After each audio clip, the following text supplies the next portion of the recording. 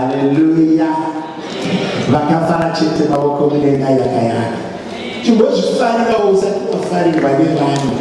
Vakafara chete maoko mudenga yakayaka kuna Jesu. Hallelujah. Chingozviwa chete I love myself. Let's do that. Zokorera zvoti I love myself. Next step, Jesus loved me. And he still does. Zita la Jesu, amen. Tese tokurakana basi zvishuma vanoverenga ngava vogara pasi futi zvishuma nokuedza. Thank you so much. Alright. Vari verugare vachikudzwa takaropafadzwa during the week nemwana musikana anonzi mazita acho anotitoverenga pamwe pacho mazita akuya haana kujairika avazivana Gideon ane mamwe matoni ekuti unosekwa nevari kumateenagers ukatadza kupronounce. Alright. Baba vana vai Takiwa Junior takaropafadzwa naJedina Chloe mwana musikana during the week tifamwe nyasha. Then vamai nevanji the other week you know this week vakaya mwana musikana mwana mukomana anonzi Diloni. Ndinofamba vanganibatanidze maoko titendera kumbira shani pronounce for me. Is it sounding well? Now come and repeat. Amen. Because the day after I would but what were you saying in front of people? Amen. Alright. Let me take this opportunity to introduce the Jiriji family. Alright. I was born in a family of 7 siblings. My dad passed on when I was 25. My mother joined home very few years ago. I think Mama, you know her. From there, Tina, my first sibling, Anna, she's late, but Tina, she's here. Where is Tina? There. Alright. Then the second one, Anon's Kwezi, another sibling. I think Respect is in the house. Where is she? There. The family is well represented. The third one, Anna is Emmanuel. Anna is here as well. Not Anna, the first sibling, but the Anna, the daughter to Emmanuel. Where are you? There. Good. He's training to be a teacher. Okay, let's go again. The fourth one, Anand Daniel. Okay, I represented Evans, Teresa. Where are you? Evans is there, Teresa is there. Alright. After that one, my name is Rachel, the mother to Romeo. I think Rajinji knows Romeo. Yes. He was here with us. He went back to finish his degree. He will be done in 2 weeks' time. He will be done. He will be with an engineering degree. Then this my wife is here. And she said that yes. Our daughter again is here. Shannon there. Then Ngakongwe at Sunday school, he is 8. Kunashi, he could be in Sunday school or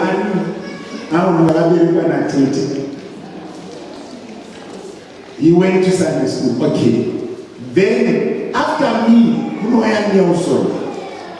he is also in the house and he stayed.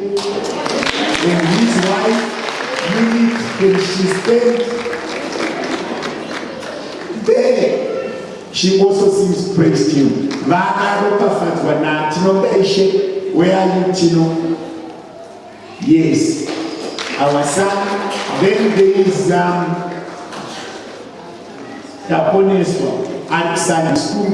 watipa Ishe ari mukomo ana tete Samuel orobana akabereka. Then that's it. Then over Sulema kuna tete Priscilla, where is she? Then ana three pana papane one anonzi Menashe at Sunday school. So this is the Jericho family. Sakataka only one person represented in the house, the rest they are there in one way or the other. Maranti malaona nidi na wasimu za ukimu nazomona achita shakalaka ni uumba mati nekuturiwe kumba kwa mfenge. Amen. So that's the complete family. The babata base and this. Saka no siblings. Saka a cell group. Munono ma adults aripo, ma teenagers aripo, youth iripo, Sunday school iripo. Saka I need to change. Kumba kwenye nai. Marine mgadewa chitite na shakanaka. Today we are also blessed. Ka shani wana Sekurujbo, vakabere ka Faith, Anova mai Makanda Junior. Makati Ibaba Makati pa a daughter. She's a blessing to us. Ingoti kwa na chichi family visitara Jesu. Awara sofa ukwao. Do Sekuru makabere ka Faith. She's part of our Ashari, and she has been with us at Karore Wabam, Maria Gadava Chiti La Shakana, who would have Baba Tino Gamchila, Visitara Jesus. Hallelujah. Jakango Naka Uti Mezua, Babala, Kanamaida, Babi Pakatpin, Kana, Makapi, Wainasha, the Kuti, Machidipo, Naya, Jichiti La Jakadini, Jakanaka. They are brethren that are not understanding Shona. Can I ask those that interpret to speak to them? The other one who was struggling with English, I picked from the tone that he could be from Malawi. Maturity is in diversity. Don't think English is standard language. It's not. There is Portuguese, there is Spanish, there is French, there is. So let's accept each one by our own diversity. Not being able to speak English is not a problem because it's not a heavenly language. You see what I'm saying? That's why I'm talking about she, you only he, and not he, you only she. But I have to tell you that you are cheating. Hey, it's diversity. You see what I'm saying?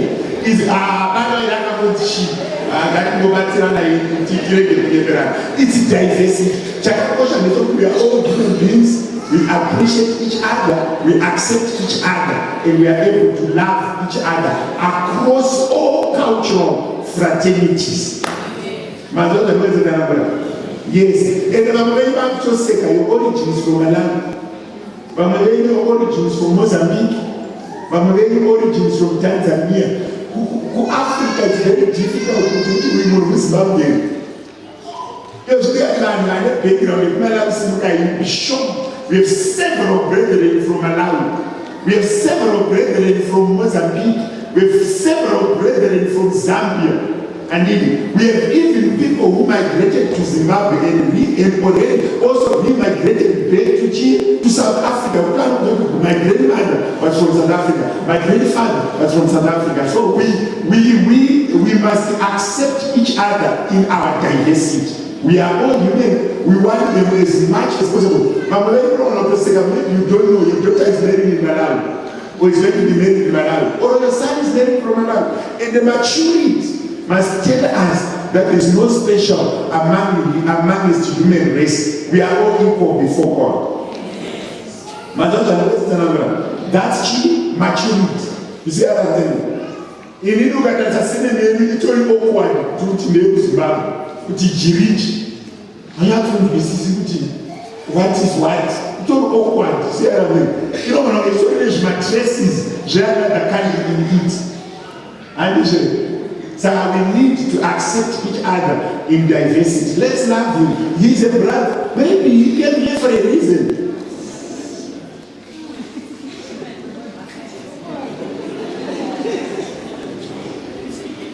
Because it's not normal. But you go to church, you go up, you find someone that are following, and God leads you. That's sometimes those are some of the ways that God speaks. He can speak in very funny ways, in one way or the other. So I really appreciate his presence, and I want someone to go sit next to him and make him comfortable and interpret to him. Zvitiitire zvakadini zvakanaka muzita raJesu, amen. Ndikuda kuzoparidza very short time, but vakandaitirwa zvakanaka nepraise to God. We were very close to our garage days. It was powerful. Zvatibudira zvakanaka muzita raJesu, amen. Pane kamwe katsika kana imboita garage yokuti tatingauya nimbodaidza presentation tombofara tonamata futi vakaneva chakarangana taimbokaita katsika yokuti kana ndasimuka ndombobatsirana nepraise team inandii ndinoimbirwa nanamai nyasha kandi tinoziva kuti mwari hakunoparadzire zvese vanozokuisira zvimajeka mumasaidi. Ndosaka Moses akati ndinokakama zvikati handisi kubvisa ayokutuma ndikukupa mutauro muri kunzanira. Saka in life never ever think kuti you are perfect in everything. Pane pamwe paunotakurwawo nevamwe, and I learned this. Pane pamwe paunotakurwawo nevamwe. Saka izvozvo zvakakosha. Indeed I know very well the success that I have or what we have achieved in ministry, it's not only me, it's a teamwork. Panana shama pakaperi vanongomirira kuna kubatira kuti David akumirire aniti vane vakangomira kuti tiri kusapota chi David zvichwenya. Kune anonzi ma-second in command, kune ma-vision supporters, kune ndeogarashava kuti chinokuvadza chikristu chinowana kuchikristu. Kana the commander akaataka tinoblema the commander. Kuarmy, if the army general akashikiwa vakomana vakamutenderedza vanonzi vatadza basa. Murikuzvanezvezvazvo kureva kuti kuarmy kana kupolisi kana ndakakumira zvandakaita panapa akava munhu akandova mama havati dai vadzosera zvinonzi asvika seikoko ini vamuripi achishikirwa ikoko kureva kuti kunofanira kunge kuine varume nevakadzi vanotaura kuti that is not turning, you cannot touch and they protect. And God has worked it in such a way yekuti paanosimudza munhu anosimudza nevanomusapota. And vacho vanomusapota vanoropafadzirwa izvozvo. Saka what we have achieved as a church, it's not an individual achievement, it's a group achievement. Nozvababa pacho ndinochanengwa nokuti munhu anoona kufirwa ari munzira kutoenda kufoto transfer chekutanga achitofamba kwenoguru kureva kuti muzoachiva where we have gone up to now. Kune varume nevakadzi vanenge vada Mwari in season and out of season, in tears achitochema, but they won't compromise their faith. Saka what we have now, it's a group achievement. Kune ashani, kune deco, kune praise team, kune Sunday school, kune anama bearers, kune ma silent supporters, kune ma deco, kune vamwe vanuya, kune vanhu vanoita, kune vanhu vanoinvita vanhu, vanomuudza vanhu nezvaJesu. Akangonyarara. So where we have gone, it's not an individual achievement. Where vashe vakapararira muvanhu vakasimudza zvinhu. Kune ma-cell leaders, kune ma-head of departments, kune zvinhu zviri kuitika behind the scenes kuti church izoungana kudai. It's not an individual effort. God does not call one, he calls a multitude. Kune vanhu vari kufinance vanobhalansisa zvinhu. No one really appreciate them. Kune vanhu vari kumedia. It's all those groups that makes us a successful church. Vari kuma-teenagers, vari ku-youth, vari ku-men's fellowship, vari ku-ladies, vari kuita kuti basa raMwari rifambe. And ukazotarisa panounganiwa kudai, it's a cost. And those costs, ane varume nevakadzi vakati, we bear the burden, we are carrying. Usazombofa wakapinda mubhathroom ukavhura kuti pane pakachita zvinhu, pane matishu wobva watora wobva wabvisa chepakati chiya wobva waribatanidza wobva waisa bhegi woenda kumba. Unozotora mari yomunhu chiendarai kumba because ari mukiriripo. And kune mumwe munhu anenge akuita kuti zviti, kune vanhu vanokirina, kune vanhu vanoita make sure sound yekuchiramba magetsi aripo, malights ese akabaka, maketeni akachena, mufundisi wacho vatodya vapfeke. Kune vanhu vanoita izvozvo. For me to stand here confident to preach, I need to feel the love. If you fail to be loved, you lose the confidence. It's not like chimwe chacho is the love that comes from the benches.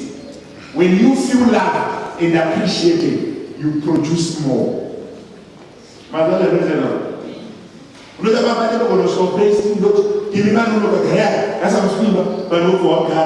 Sunday, when we are food,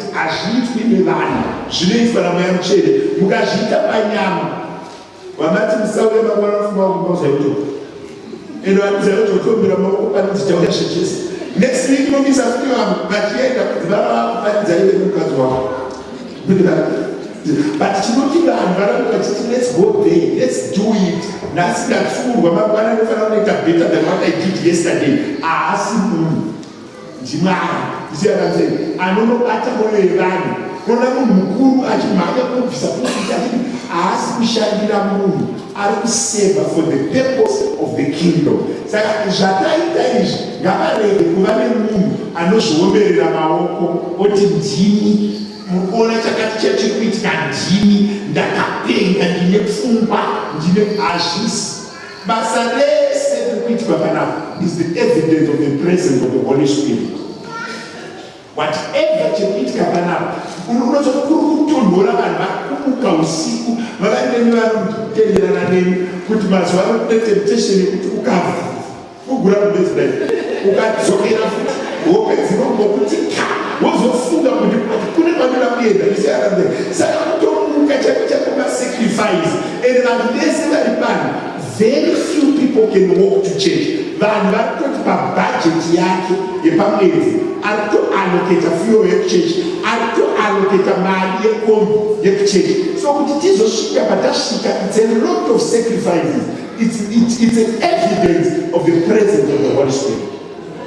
Which people can do it, but they are not doing it for men. They are doing it for Christ. There is a lot of things. Kutotenda hemu, vamwe teka mamingai. Vamwe sina kana skate one. Wala sotana kuteka skate on kutende church. It's a lot of sacrifice. Murunanera, vamwe sina kana suit. So those are sacrifices that people are doing for the sake of the kingdom of God. They are not doing it for men. You know, zero in the church in Masoto. Masoto, not Jim, look at that team, Dash, Shigarazo dino mshaka baba Mungu wale sutu murodi kubore kujishia fita shara pakubwa asa asu andina kufira kuti ndatinda humiliate ndirimuna nemuriake anfanira kuzwa zvekupfeka andibatsira ndingani maini mutsvaga chisutu kureva kuti but maari kutaura semunhu akapfekwa nesimba raMwari kuti basa raMwari ripfuurire pamberi. Chimbombera Jesu akadaiwa.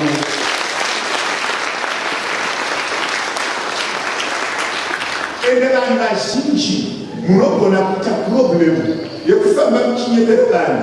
Pastor Jiriji very powerful. Pastor Jiriji very powerful. Vakakudzokeenda unodzoka. Vadikani hapana simba riripo. Inyasha. Zvazvakangoita ndakangoitwa mudziyo pamazuva iwayo kuti zviite. But simba chaira harisinamo. Vamwe venyu munotofunga kuti basa vakandinakatira ndabva zvaita. Vamwe venyu ndini munotondiudza kuti zvakaita. Ino vacho nendingatongozivi. Ndakatofanana nemombe yakari kumba ikadarika haizivi kuti chaibva here chibage, chazokohwewa here, vanhu vadya here. So some of the declarations that I make They don't originate from me. But not victory certain. Victory certain. You are not referring to me. You are referring to Christ. Ndo vanoita kuti zviite. Inini ndingori mudziyo pamazuva andikushumira. Kana ndikabva chechaivhani tenga inosimuka munhu. Saka zvinzwisisei kuti pese pamunoita reference. Yes, Mwari vashandisa munhu waMwari, but kumashure kwemunhu waMwari kuna Mwari wacho. Nekuti kana kusisina Mwari haasisiri munhu waMwari, amunhu. Mazvaenera ndogara chikafundisi vakafanana nekuroorwa. Vanongonzi maizvizvi kana vabva pachizvi. Vakabva nepakona vatosista bredi. Kurofi inofanira kuramba ndichifara kuti ivo varambe vakachengeta senemi ravo. Ndozvakafanana nevafundisi.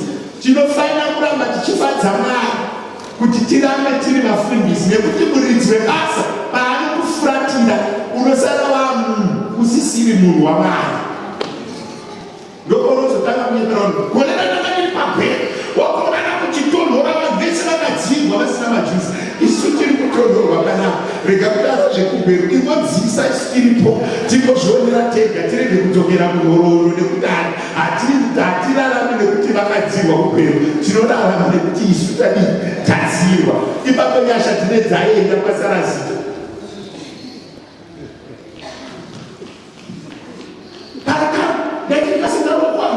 Ndavangodona zvitirege kuudzwa zvikara. Chinoitika ndechekuti anoindi inochengetwa. Haingogari iripo, inotochengeterwa kuti muridzi wayo agare achikupa. Saka ndinongotsanangura izvi kuchechi kuti vamwe vanhu varege kuzopinda dhipi mukutenda kuti mufundisi pane simba. Ngatinzwisisei concept of our faith. Ngati Mwari kana vakutaura nesu vanotaura kuri vafundisi, but ari kutaura ndiMwari. Kana ndabvisa mari yangu kuchechi, yes, pamwe yabatwa namufundisi, pamwe yaenda kuadhimini, but ava midziyo yekushandisa zvaunzwa kuna Mwari, havasivo varidzi. Vanhu vakaita senge vana vakuti vasekwa nevanoshanda kufinance, they benefit 0.000 from the money you pay. Hapana chavanotora, havabhadhari, havana mabenefits. Kungoshandira Mwari. Saka painova kuchechereka kufunga kukaitira munhu favor, fila kuti ndaita commitment yangu semutende, ndaita zvakaifanira kuti ndiite semutende. Mwari verugare vachikuru zvavo vachikudzwa. Vanhu vazhinji plus iwewe wacho ukaita mari usazonyanya kufunga kuti yakakwana. Unoziva kuti kune vanhu vanogara vachitaura kuti ndakamboita mari yaenda. Do you know that nyasha dzakakudarika unogona kumbo isine vanhu kuti anozorangarira vanhu pagrowth coil ndakamboenda kuAmerica usina kana yekutenga mutoriro uchitaurira vanhu zvinhu zvakadhokura. Isiyakamei ngozi vanhu unenge wakazofamba nepasipoti yako kuratidza vanhu chidhindo chiri mupasipoti pasina chinoratidza kuti makabvako. Isiyakamei saka pamwe pacho chinotiita kuti timaintain our lifestyle.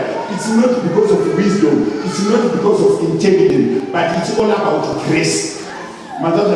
It's all about grace. Unoona mukadzi asivine mota yakanaka mangwana ukamupaisira yekombi anopa simba rekurarama nekumaintaina zvinhu zvenyu ndiMwari zuva nezuva. Mwari vedu ari mubatsiri. Ndaakubvisa majuzi aya manje.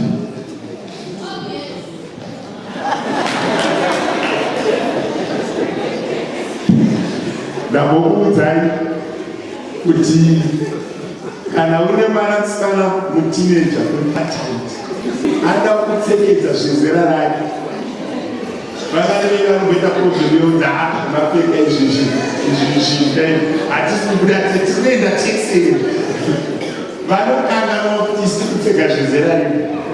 Ndinoona akabadhara kumushauri akapfekedzeswa tunano tujini tunobata tsavu yatonishashaira kutenga yakaitirwa pakrisimasi.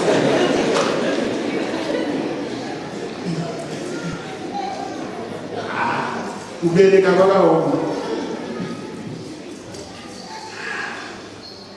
Unogona kuti handii meeting unoudzwa zvakatinaka saka makaona kuti it's a two way isinowati izvi hazvipfekeki tovanouyawo kuti but izvifuka hazvipfekeki senge makala vana baba vazhinji tobatsirwa nana mai nevana because unogona kupfeka kala yekuti dzine dzichirovana ipapo ndakatozozwa kuti kune chinhu chinonzi makala arume chandatokura kudhara vaitopfeka iripo mukunendera chokwadi vamwe venyu dai vakapihwa mapijama kare musati vakakusatapura maivana vechechi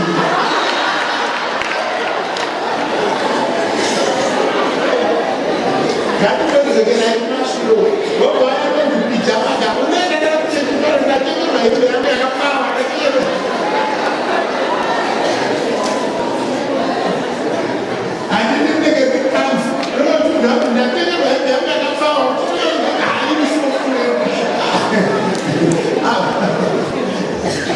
because ilanguage yatakazowana yatakazopinda mairitavanirwa nyasha uri kudaenderera ilanguage yatakazowana mairitavanirwa nyasha kuti uzive kuti pane soseji retii nesoseji resati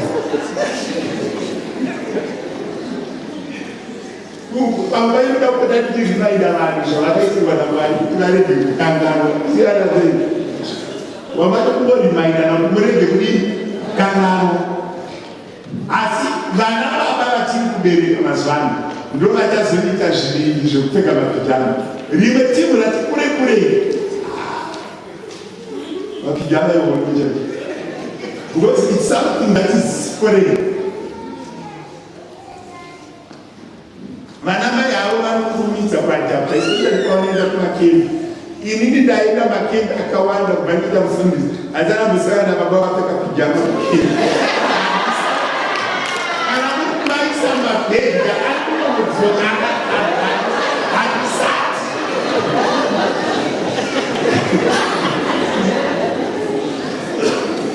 Dhangu ndicharekero vana vanoona zvimajuzi zvavo one up and up.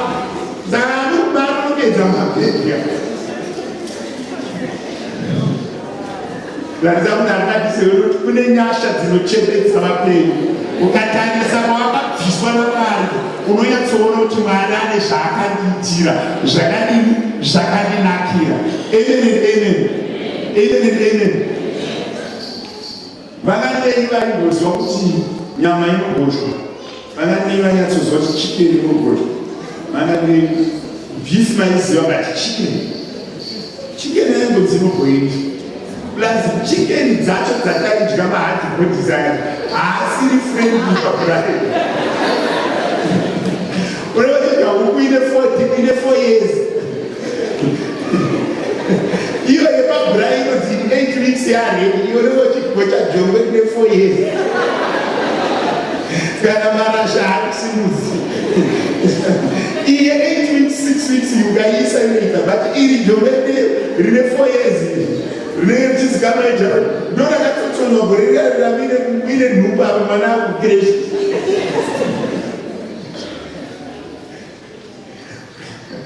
Ndaridza kuti handadhizinewe kuti kana paine chinhu chinonakidzira kunamata Mwari inyasha. Kana paine zvinoita kuti ndanga ndichimbotaura nyaya yekuti vafundisi vanoita vanhu kuti vadzirwe vasina majuzi. Regai ndaite presentation itibatsire tisisire.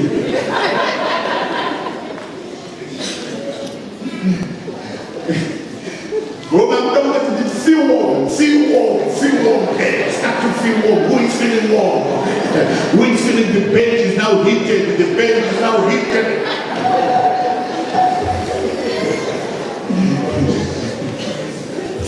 Yeah. No, the bench is now. My electric system. This one. Hey, your bench is becoming electric. Feel warm. Can somebody feel warm? Raise up your hand and thank the Lord. I like to see what you do. You are not in that situation. Now sit down, we shall work for the man. Martina, are you there? You tell me there? Banana, check the window.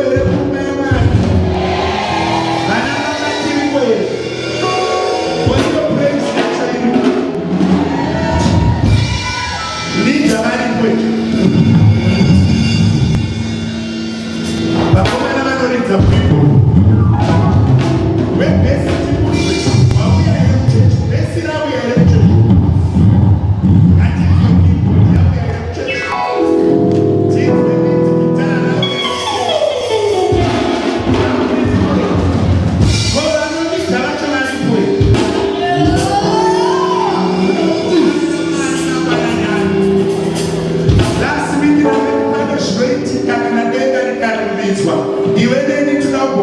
Mwari mangwanani ano tigowana nguva yekufara pamberi paMwari. Hatina gwavana ratinoenda, hatina klabu yatinoenda, tinofarira munomu. Vana vaichete muripo here?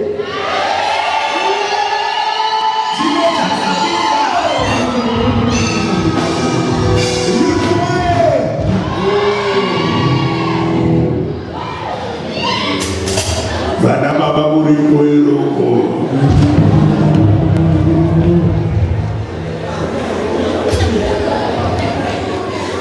Hallelujah.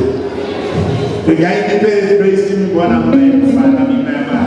Jehova watibatsire tifare pamberi paMwari.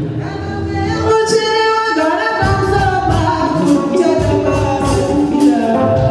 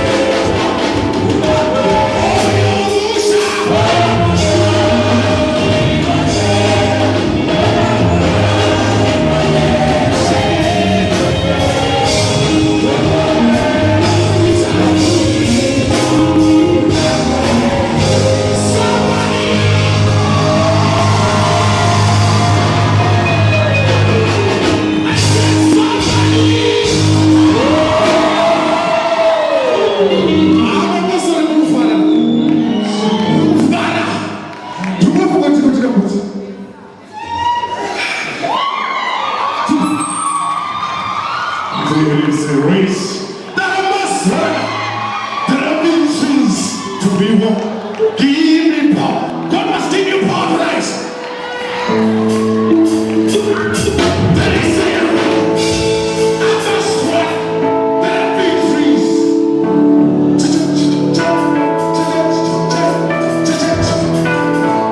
There is a race.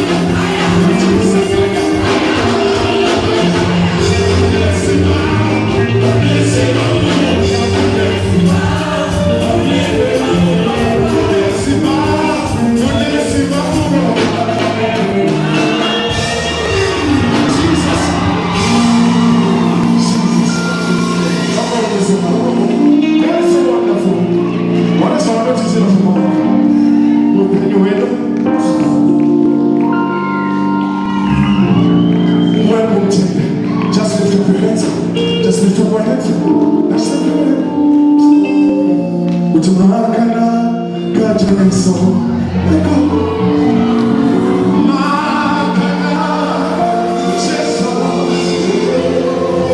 Sing a song.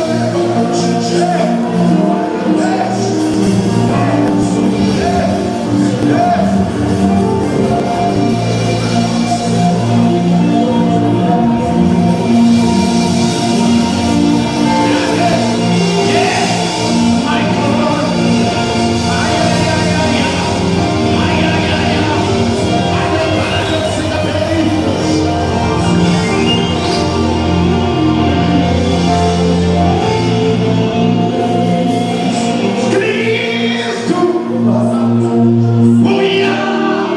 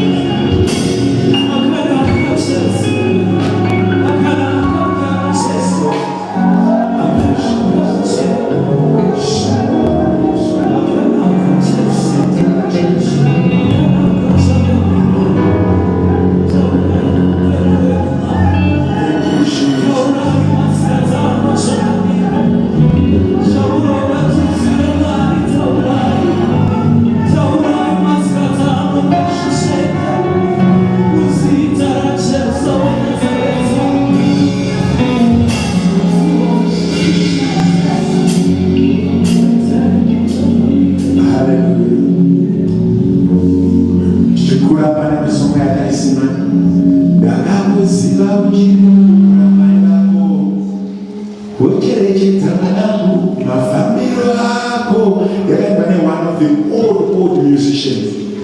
Then I'm going to one stanza Shikarabas. You would tell that.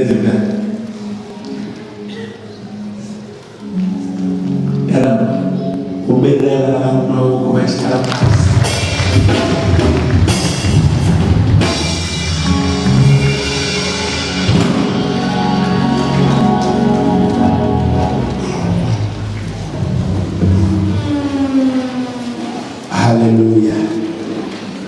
Jeremiah chapter number 1 verse 1. Tifane mainkomba choto vangavachichera ndavafanira inokudiso vafarire zita raJesu pamwe chete navice chairman vangavachiita intercession tivafarire zita raJesu. Dai tiri political party tiri kuronga zvemacoalition ndovakomana vanenge vachitarisa zvigaro zvepamusoro. Tichavereka kuna Jeremiah 1:1. Mashoko aJeremiah mwanakomana waHirikia, mumwe wavaprista paAnatoti munyika yeBhenjamini. Shoko raJehovha rakauya paari mugore re13 rokutonga kwaJosia mwanakomana waAmoni mambo waJudha. Uye nemunguva yekutonga kwaJehoyakimu mwanakomana waJosia mambo weJudha kusvikira pamwedzi wechishanu wegore re11 naZedhekia mwanakomana waJosia mambo waJudha vanhu veJerusarema pavakazoenda kunotapa. Hallelujah. Hallelujah. Chapter 11.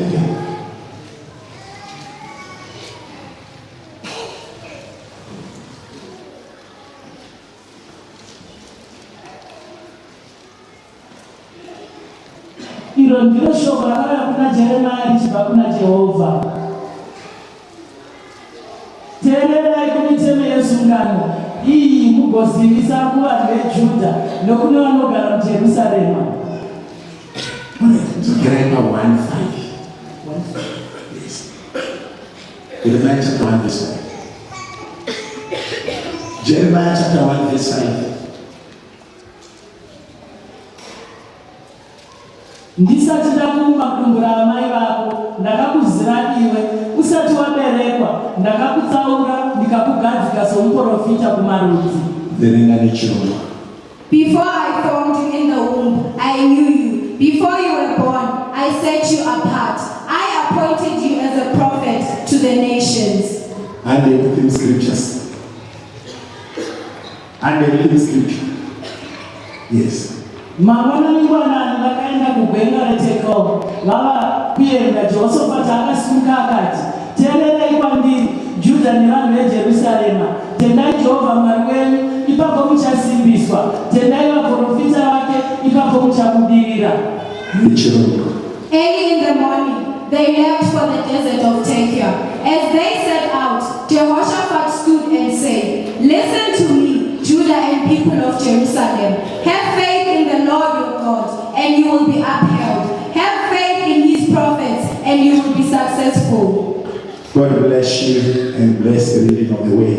Ndakuita mtazamaji kangoita kupaliza 10 minutes nikuenda kumba. Jangashi napitwa na mahali shapitwa pale. Maana ndio wafanya the second part of the praise. We used to do this often in garage. Ndakabona kuti zvinokumidza kuita kuti service than kuno. Kana muri padhuze nepadhuze zvinobuda. Munhu kuti abatore munhu ari uyo anofunga kuti vanhu vakutitarisa. Tikadzima malights muno munoitwa majaivha musati mabhuka. Ndidaichira mune majaivha musati mabhuka. Vanhu vese vanokubata vakadiscover vanogara vane tumadhansi kwavo. Bati vanhu havadi kufarira mari vachionekwa nayo. Mwari vanoti kuna Jeremiah, ndakakuziva. Anoti pagore rakana mamboziya kwakazvarwa Josia, kwakazvarwa mukomana muTekoa Jeremiah, vapiwa basa. Paanopiwa basa chapter 11, obva anzi pinda mumaguta unotaura navo. Pa5 ari kunzi ndakakuziva. kuziva uchiri mudumbu ramai vako. Anditi meseji yakuda kuunza kuvanhu makusena nayo ndenyaya yeresponsibility. 10 minutes I want to explain what is it that is in Christ that is defined by responsibility. Mwari panotendeuka munhu like a child that is born, that person must grow. That person must grow. Tiri kukanganisa vanhu mumakristu kufunga kuti kana vazhinji tiri nhumbu dzakaberekwa dzakabatwa matumba namai vedu, but we are only 1 month old. And if takasvika pa 1 month takavaita gumira ipapo.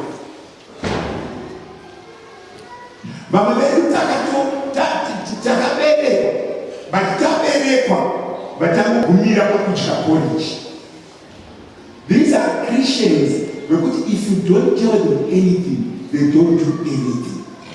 Just like a 1-month-old baby, if you don't move them, they don't move. If you don't help them, they don't help themselves. But the concept here, conception is growth. The concept here, repentance, is growth. Do you know kuti chiri kukanganisa vafundisi tese takadana, kana chiri kukanganisa macell leaders tese takadana, takapoiwa, kana madikoni, kana madikonesi, kana mavhangeri, kana maboard members, kana mamembers echurch, is it what form of responsibility do you have? Remember, tinoda kuti munhu anzi munhu irresponsibility. Jehoshaphat anotodaidza iye oti uyai titsai. Dai akatiza akapinda muranda vanga vasina mama ende zita rake raisanyorwa pasi. Chinonyoresa munhu pasi nekusimudza munhu irresponsibility. Ndakadzidza kuti ukatora tomboy kana kuti ukatora munhu asina zita ukamupa responsibility akaita zita rake rinokura, nekuti nyika inorecognize chinhu chete chiri kukura. Chisiri kukura haichirecognize, chisina upenyu haichirecognize. So for you to be recognized, you need to grow, and no one is going to initiate your growth. Remember, mwana akazvarwa mai vanomumisa pachipfuva but havamudhonzeri mukaka. Mwana akaramba kuyava aberekwa anofa, mai havana simba rekubata appetite yake. Appetite yemwana inotobuda maari kuti iye akure. Saka kana usina appetite yekuita zvinhu zvaMwari nekugara muna Mwari haukuri, and hauna pauri kuenda. You don't go anywhere if you are not able to grow.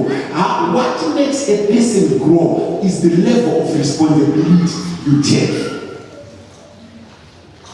Vanhu vakatendeuka same time navamasuka vakauya vese pachechi same time, kana vakasvikirwa navamasuka same time, vamwe vacho vanogona kuti asati aukamita isi.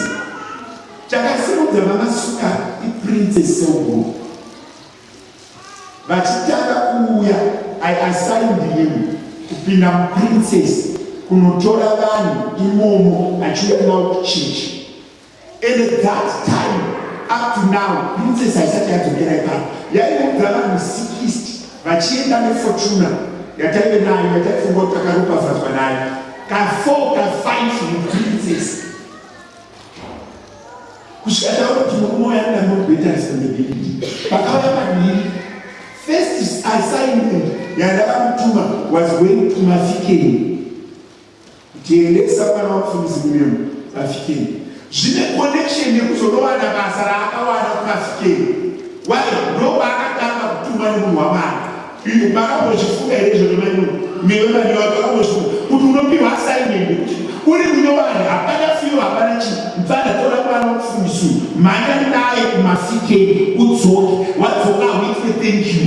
Kana usina kutora responsibility atonosora guta raachashandira neassignment yeresponsibility.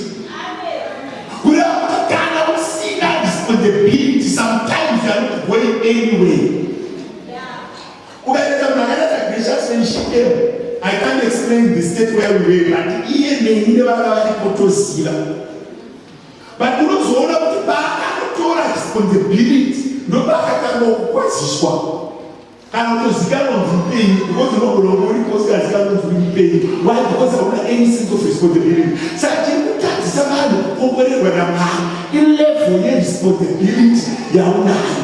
The more than responsibility, the better it is for you. Minus responsibility, minus any ownership of any growth. Saka ndikuti varuti ndakakuita set apart, ndakakubvisa, ndakakupa assignment. Vamwe venyu unofoti mufundisi akanituma nini afoti ndine mari yenu vanhu vaya vatanga nyamisirwa kutotumwa kuenda kwaunofanira kunogara uri kuiswa kudestiny in the spiritual world in a blind way. Hakuna munhu akatukwa pano sapreservation leader nehama yake yakaenda yaizmayanyana vaitukwa mambati vachiimba vaine source ndichibuilda preservation ndichapopota amazuva anopaona bvunza yakada ndaipopota zvekupopota zvete vanhu vaiuya vachipfekera bhutsu madhoo akanditarisa ndakakushinurira se tichi hakuna munhu anoenda kure asina chaita. Kuna anofanira kukuvhurira ziso kuna anofanira kutoexpecta kuti uite something. Ndiri kukupikirai vavindezi amunofunza munozoona vanhu vakomborerwa kuti vanhu Jesu ane favor. What do you do? Ivi mukaenda pamuchato leti yaunopakurirwa ine chekuita nezvaunoita. Muleti yesadza chaichaye pamuchato manosvika mese imi munonzwire mukiu mochitirayira vamagara nepapa. What do you do? What level of responsibility? Vanamutasipa ndakasara navo vachiuya vagara mudenga seshiri ina mudenga nepamasensesimbi vachifira kukomborerwa vakakomborerwa vari mudenga. Handinada kuti vanogara mudenga vachipapa pacho vanongoogara wefuro ndingangogara seshiri tisikaisavana uchimutuma munhu chakakanisa vanhu kufoti andapinda muchechi ndawana a resting place. What do you do? I was challenging my little girls Anna na Teresa ndichaudza kuti murume achakurowa anotogadzirwa muprayer now. Ndichaudza kuti you cannot sleep at 12 mekuti mazi hours awarara uri kudya future. Responsibility uri musikana unosana munhu akambomuona dziriko taizivana nemhani kuti nesiketi yakati ndoasiketi bleketidotinyoiwa pasina chinhu but taisangana kuprayer taienda kuprayer taibvisa chegumi pamari yemastudents munomunati chikwetayati magrandi unokanonzi mastipend or something ndotapa taibvisa vataiva. Hakuna chinokura chisina responsibility. Responsibility is your asset to growth. Munhu asingagoni kuona pane miti hakuri. Ivi ndikadaidzira kuti ekabari furipo mawine ekudenga ngaachinja aite mabaklabas matapoto achivhurira kupemba. If you don't do anything, you don't grow in any way. For you to grow, and kana muri 20 we don't notice you nepabhedhino yako. Varume vahure chete ndianokomidza kuona makumbo matsvuku but vane pfungwa vanoona kuti what do you do. Vamwe vakaona makumbo matsvuku asisiri matsvuku akondoroka nenhamo vakatarisa makumbo avana kutarisa kumusoro.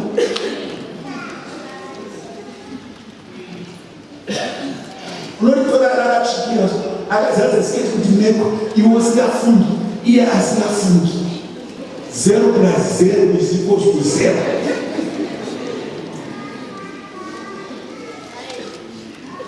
Chakuradza vanhu ine kumafamilies ukanzwa zvichinzi paine vanhu 4 vese vane vana zvikanzi nhingi vana vake vakura havasi kureva kuti vaende kuchena zviri kureva kuti they've taken position of responsibility. Ukanzi uneva ukanzwa chinzi mutu vase kwaane vana havasi kureva kuti vajaindi vari kureva chiri kumusoro kuti vana vacho they take responsibility. Masiya munhu kumba here hakuna vanhu but wasiva vanhu 5. Those that are there they are not ready to take responsibility. It's not the number of pregnancies that you carry, it's the level of responsibility. 10 uchiti 0 plus 0 plus 0 plus 0 plus 0 plus 0 kusvika pa10 unobudisa 0.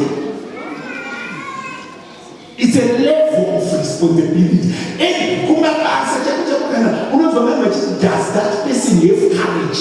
Does he have the guts to do it? What they mean responsibility. And munhu anotora responsibility must be ruthless. You must be someone who has stamina. Hakuna munhu anokwira kusvika kumusoro ari soft. Ukatonora ndakamira panapa ndakamaniwanangu zvinova kuti pane pamwe panotokanda misoro yekupisa. Because vanhu vese vari soft, they don't achieve anything. That's why chizoona kuti baba vane mari vanonzi baba vari strict. Murombo akatokota anonzi anoshusha.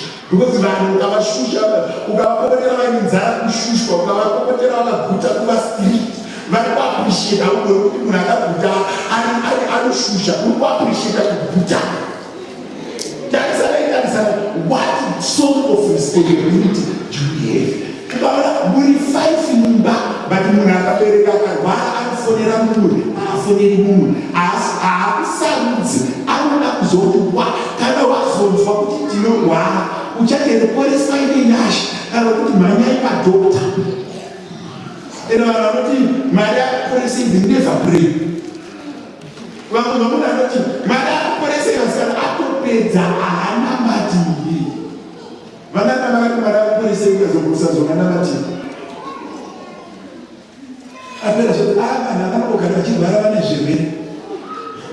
So pakunzi I set you apart. Kufamily, take responsibility. Kuchurch, take responsibility. Marriage, take responsibility. Kuchikoro, take responsibility. And our man, our time is I was a head boy in my time. Head boy. And the Mazanda ever head boy. Didn't one moon. I got a head boy as a motor dish. If I just walk in the class, everyone will keep quiet. While I step in the class, everyone will keep quiet. Andina munhu akangoti musinyara naye kungopinda pairewa oda kwete munhu you want to noise munhu anoita zvaanenge kungofura muda oda ndikuti vana vavana namai kana taakunamata Mwari ngazvirege kugumira mumazvi. Take responsibility. Kana uchida kukura, uchida ku anything chino zvako chinokura. Rega kuita munhu wokuti pawakakunda uri unoti hapana chinhu chinotirwadza sekutarisa chegumi chenunhu chisingakuri.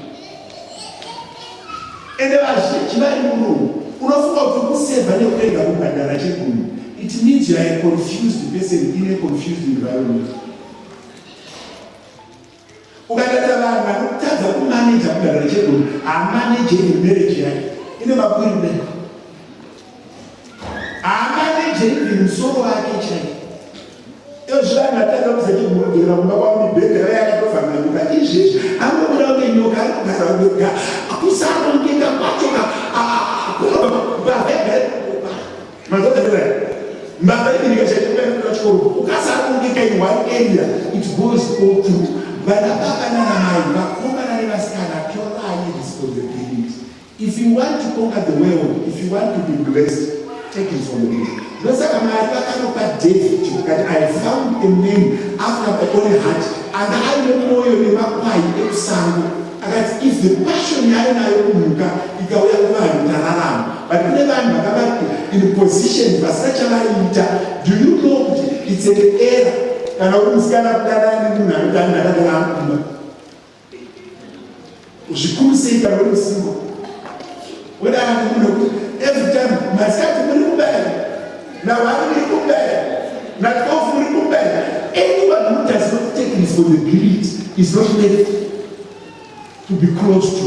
Chizara upenyu hwako mundavana mai vauya kuno vasina kupfeka hembe dzakakwana nekupera kwemari anokudzwa daida usikana waidzokererwa ndaichiza vanhu vasikatori responsibility.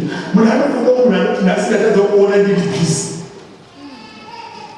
kwete anogara ari available kunge Satani anogara achitaurira munhu.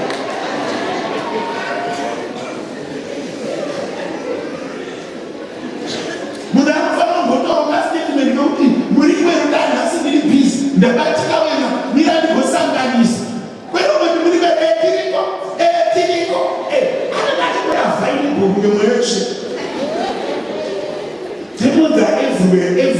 every time they are available. Be responsible. Responsible. Are responsible. God wants responsible people. Be a good steward. Look at the chat when you are so string.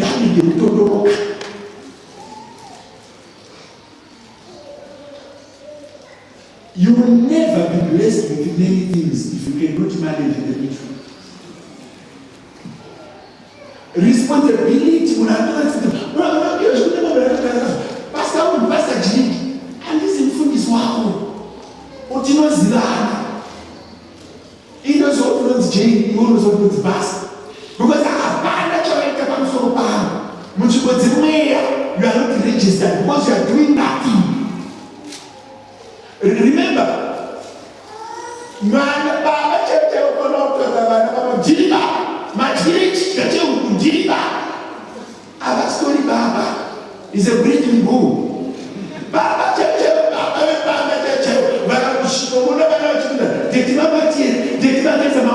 when you are responsible, people easily recognize you. When you are responsible, people easily acknowledge you. When you are responsible, people actually want to associate with you.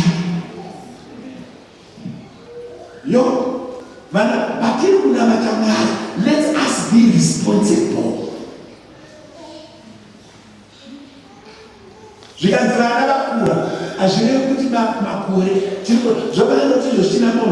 Vasikana vakomoyo even miaka ya 30 vese vatimomira kuti mutenge chingwa vana kune chikone vachechi avana kukura vana vakudyawo zvicharamira but zvikanzi vana vake vakura tiri kuti vana vake vese vakugona kuzvichengeta ndozvinoreva kuti vana vake vakura mainhingi vakakudza tiri kuti vana vacho vane substance, they are responsible. You can have my old babies. You know, changing my old babies.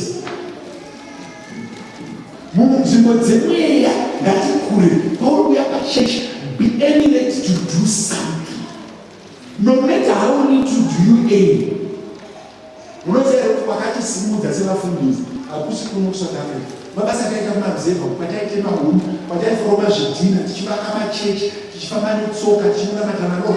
That's where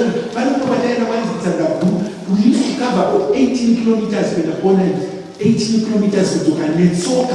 Ipo unokakaratiza kuna kwemari, tikasimuka, augoni kuna mari when it costs you nothing. Augo, zvavane zvezvizvi, kunera kuruseni. Amai avo vachiti kufundisi ndodada, vari kungoti ndoda zvaanoita. Nekuti handidyi nyama. Vari kwakunonezva kuti uri uyu mushandiri wedu. Takapfeka, takadya, tageza, tazora mafuta. Zvikasafamba vamwe vana vachiti hanaina imomo. It's a level of responsibility. Vakagarema vakaona nzora bedu. Vana vatoenda mari chengetai mukomano. Mukupe vamwe makore. Toti mari nisunungurei wose kusunungura kwakunoita vanhu. And you know they are feel what's sunungu. Mari ndisunungu redu. Unoenda nini kumusha munhu. Tizorore. Chinoita kuti munhu ave munhu kana kuti munhu. Zvavane kune vanhu vakasvika vanokia madho. Hamuna here vanodzakana. Kia madho chengetai zvikwapo. Yade. Kozoita munhu nokuti akauya kunofara because he is bringing something. I'm repeating again. Muservice yekunhasi. Go and do yourself introspection. To what extent are you responsible? Are you doing something? Because if you do, start with the baby steps. Do little things. In that be set apart. Be unique. Take responsibility. Anyone, you know, check it out. You know, Shaman and you know, there's a thing you do something. The moment you show up to you are responsible. Responsibility in doors. Responsibility in the stage. Responsibility in the opportunities. Responsibility in the recognition. Mama said, "Here is what Bagada, but to the meaning. Anjina, no, that's what I need.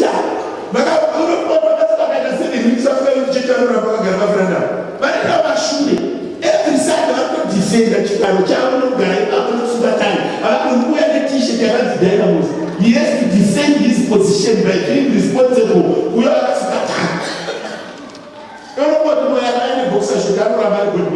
you need to be responsible for you to keep your responsibility. But be responsible, don't be led in the spirit. I knew that you take a guy and put me by one in the sea. Is it so? What for us to remain growing and for us to remain acknowledged, we need to remain responsible. Even if you are responsible at any level, you still need to maintain that responsibility to remain in that position. Because the moment you drop the responsibility, the position goes out. So, in short, we are set apart. Let's take responsibility. Don't be a financial burden. Try by all means not to depend on others. But that's be responsible. Be responsible. God did not call us to fill the churches. God called us to be responsible. God did not make us Christians to end the numbers. He wants us to fulfill. I found a man out of my own heart. I took him from Mono, I took him from Achka, I took him from Atuma, I took him from Tunda. Akuna is what we say Amuna is what Tashan. Never is Lakaro, Kalatu, no zero to go, I told him and I'm not going to that is not the reporting structure in pharmacy. Every day in the track I never see so. My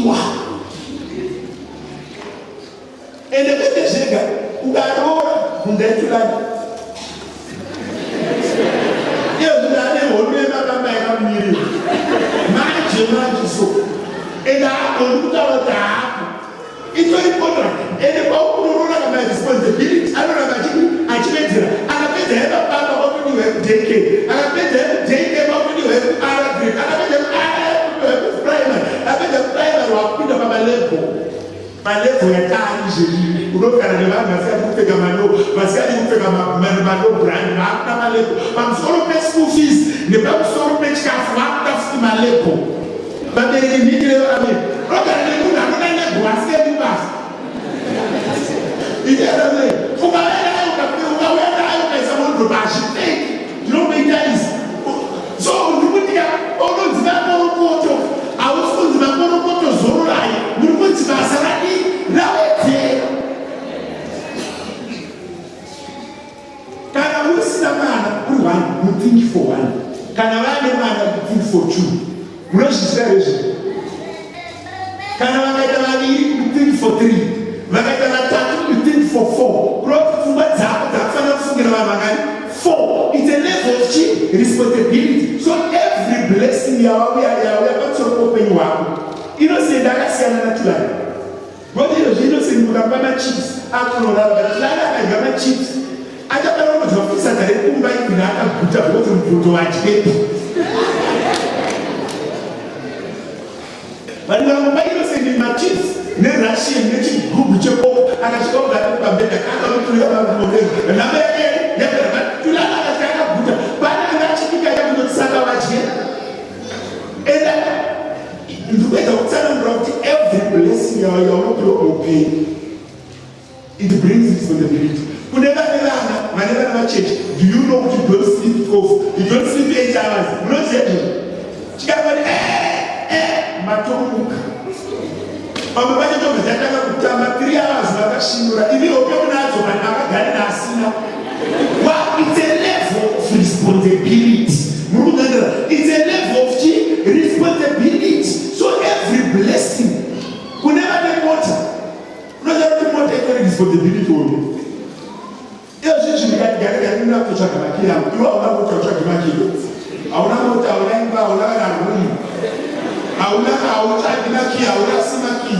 No, so you freedom. I will not responsibility. But if you wait a little room, check out my key. And I'm not going to respond to you. So my key, who can access costume. Finish one letter means money baptism.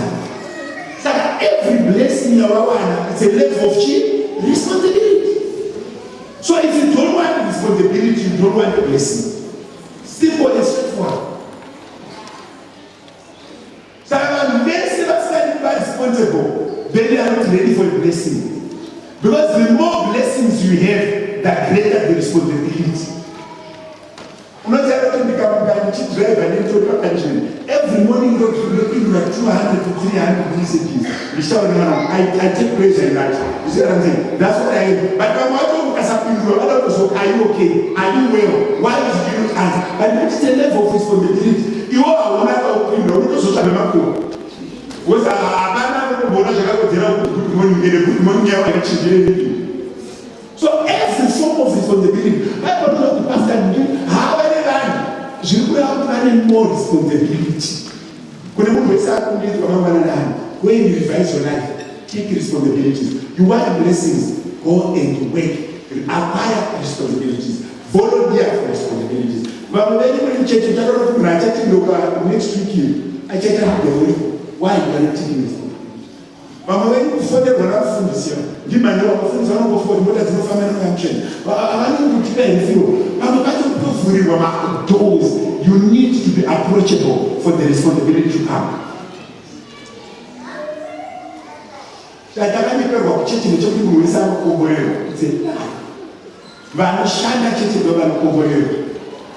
You need to have appetite to possess. Can I repeat this? You must have appetite to possess. You must have appetite to own.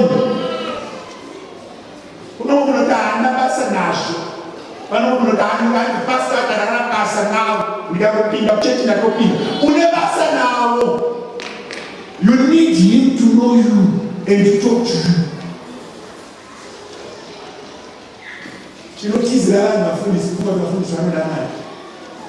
But it cannot tell you this. If you don't need the responsibility, more let us have a do you know to narrate bicycles about? I found a market that Marina was in a lot of Zimbabwe is Kushimura died, Kushaboda, Shimura, Sata, every day. You are almost to nations white line, you know about Garam, Bans, take so to come as I have with Panama. Putuno was open white line. You know, white line. It's a view, I can't overtake. It's a slope. No one will go back. So the more things you own, the better responsibilities we have. And someone in a way, so the more you are blessed, the bigger that responsibility. So desire to take responsibility to open avenues for the blessing. Did I have that? No, I didn't take it with yes, you have a but you will not tell you to make careful. You see, no camera, no photographer. No, you don't have a pass. You don't have a check for Alpha. There is a change at you. Madame, that's a mention. You need to be responsible. God blesses us at the level of our responsibility. We don't have a single no family that we should come out of the not change. Good answer, I don't bend that's not going to try out the meeting. To make up to stand and put away your fat. Now, that I Mwana adoka andizivi kuti ndingaite mufundisi. Katitengera mufundisi wako mashulesi. Shulesi. Mufundisi kana mazoita kutebhule kumaspeya shulesi. At least waita something.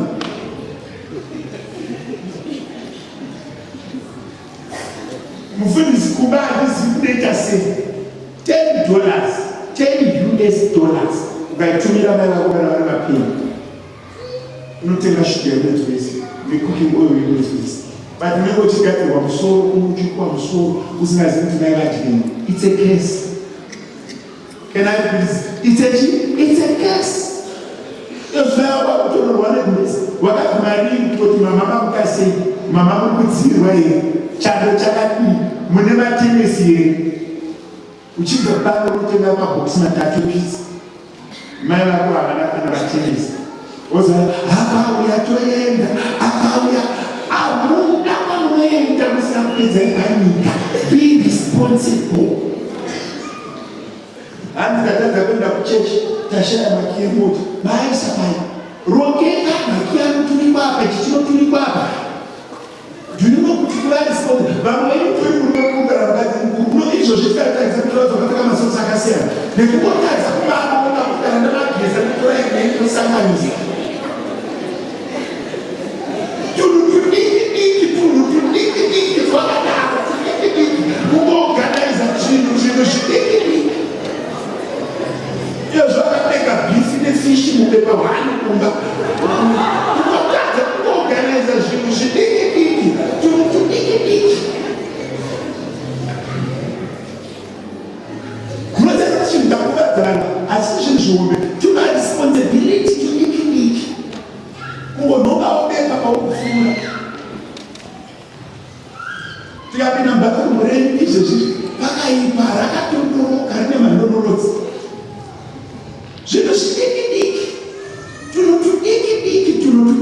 Be responsible so that God can uplift you. Be responsible. Be a responsible person. Vamwe vakati izvozvo vakatenga peji yeufu kana hauna raisi. Uzovikatengawo kana tendo tengawo kungorongeka. Vamwe vari nokwana vachipfuma. Izvi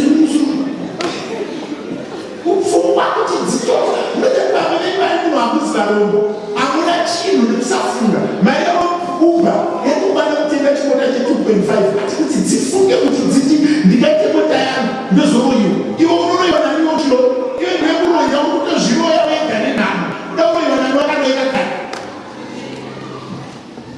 wakazviroya nenhamo wakazviroya nekushaya confidence wakazviroya nekurara.